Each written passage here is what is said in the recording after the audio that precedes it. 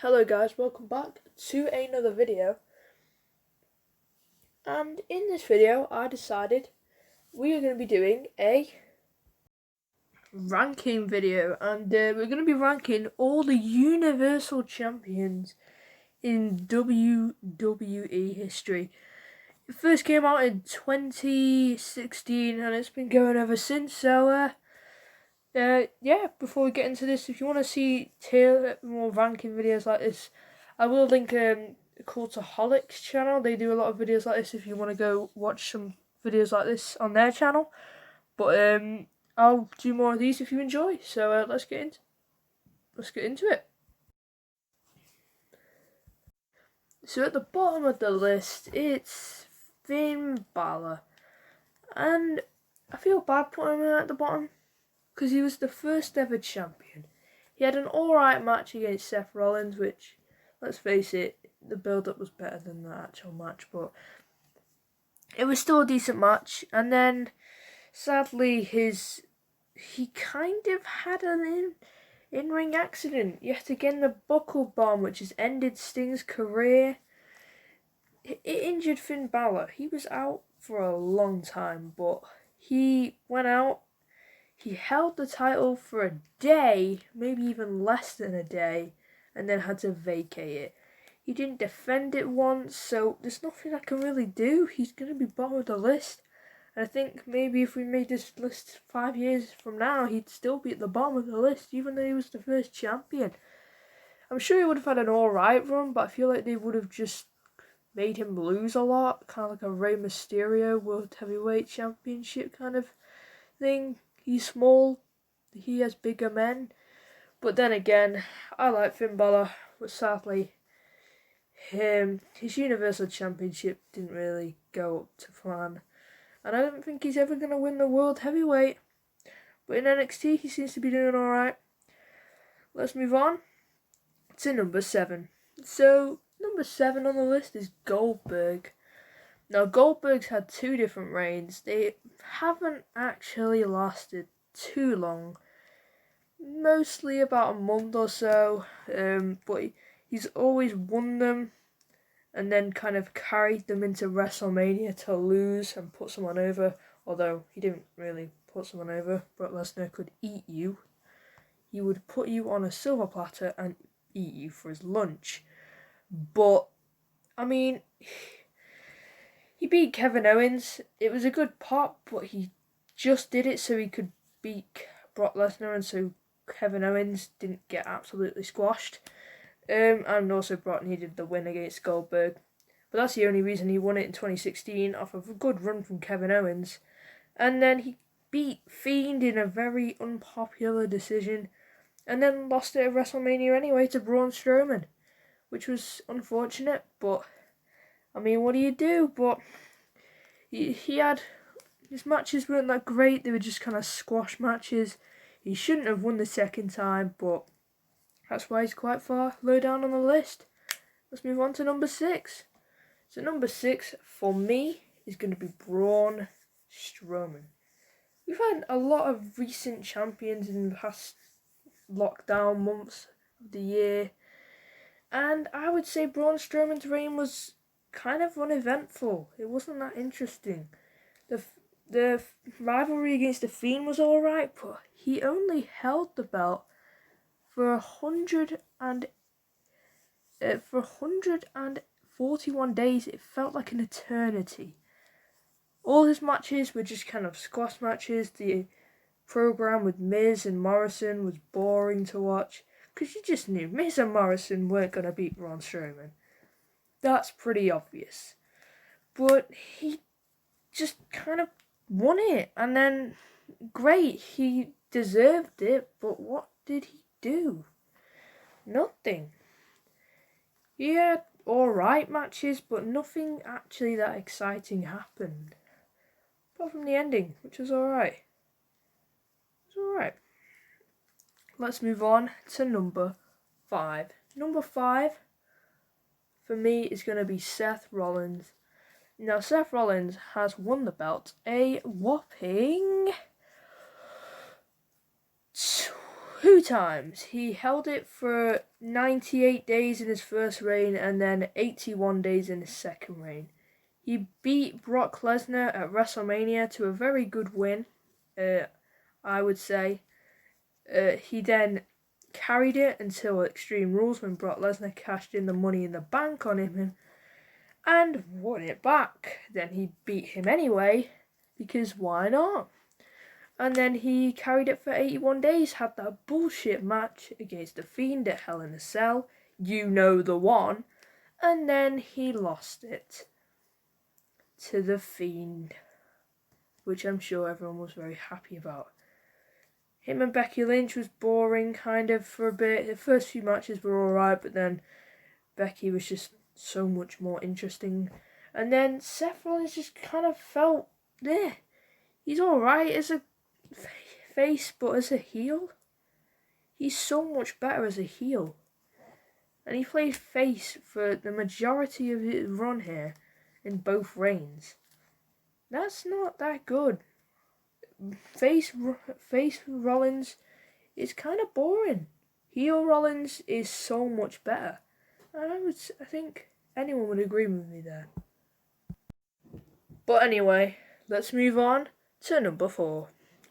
So 4th on the list, I'm going to put Kevin Owens. And I really enjoyed this run. I would say I started watching WWE in maybe 2012 as a kind of casual watch. And then I kind of watched it a bit more.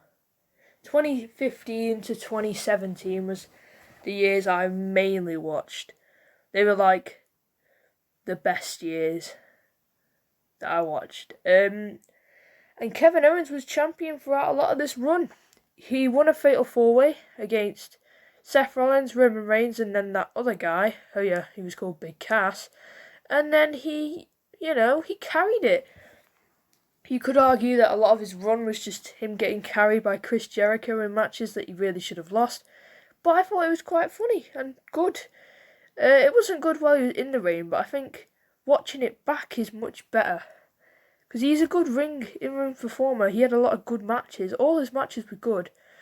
Depending on how long. And, him and Chris Jericho worked well off each other.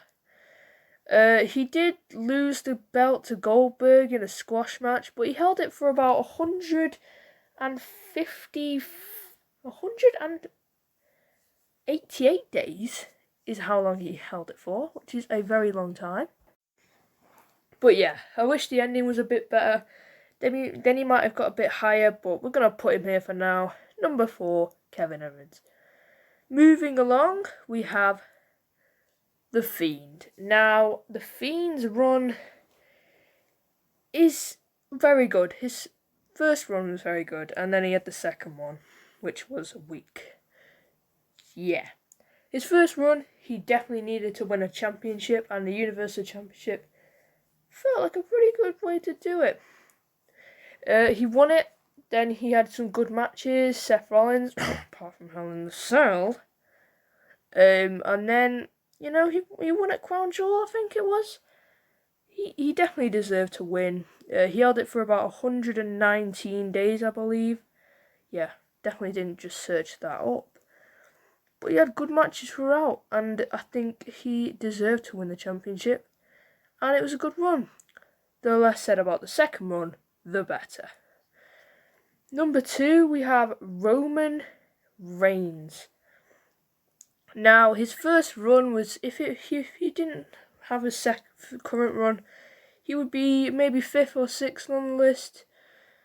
It's a Roman win. He was a babyface. No one likes him, but he's not a bad performer. He's just no one likes him. I don't really mind him too much, but he does feel like he just won matches that he really shouldn't have won. Basically, John Cena, but not as much personality, charisma, not as good in the. How is he compared to John Cena? But anyway, he is better than John Cena in one way. He turned heel. In his current run, he is the current champion at the time of this recording. And he's being good at it. He's feuding with everyone. The Usos, I don't know which one.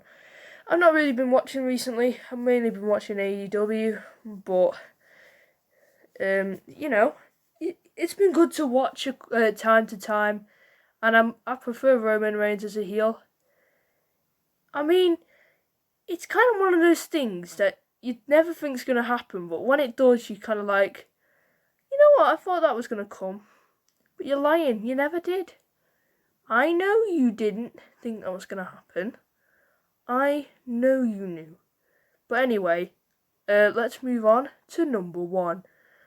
I think you all should know who number one's going to be by now. It's pretty obvious. He's held it the most times. It's Brock Lesnar. I mean, this championship is he's probably, you know, the icon of this championship. He's probably the first person you think of.